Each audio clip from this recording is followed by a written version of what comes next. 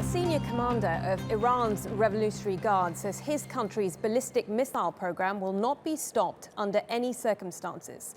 Iran has received widespread criticism after it carried out several missile tests this week. The US says the tests don't violate Iran's nuclear deal, but could challenge a UN Security Council resolution. But Iran remains defiant, saying it has more missiles ready to be fired. It's a matter of principle. The ES are opposed to our defensive capabilities. This is because they don't want us to feel secure. They want Iran to become like Iraq, like Syria, and like Yemen. They have a problem with the foundations of our national security.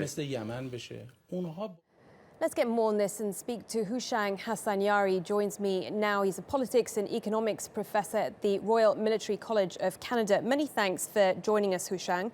Can I start by firstly asking you about the timing of these missile tests? Do you think they were deliberate?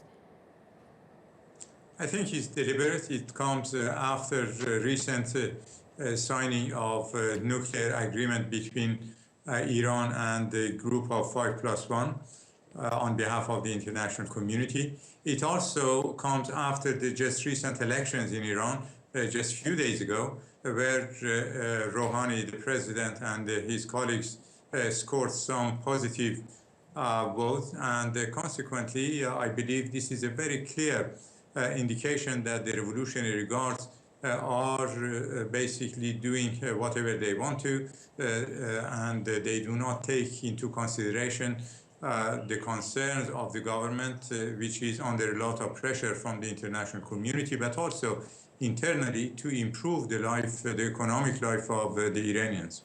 So are you saying that President Rouhani would not be on board with these missile tests? And if that's the case, does this signal a huge rift between the Revolutionary Guard, the old side, and now the more moderate side? We see that division between the two parties in the past 2 years, actually, since Rouhani was elected as president.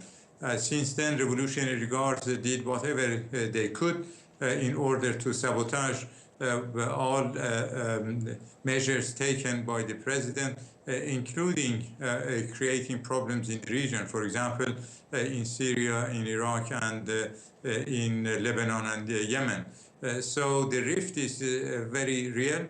It shows also that there is an inconsistency in the leadership of Iran between those who have the guns, as President Rouhani says, and those who are elected, and they have to deliver their promises given to the Iranian population. So we see a very clear rift, which is, I think, is very dangerous for the security of Iran and ultimately for peace in the region.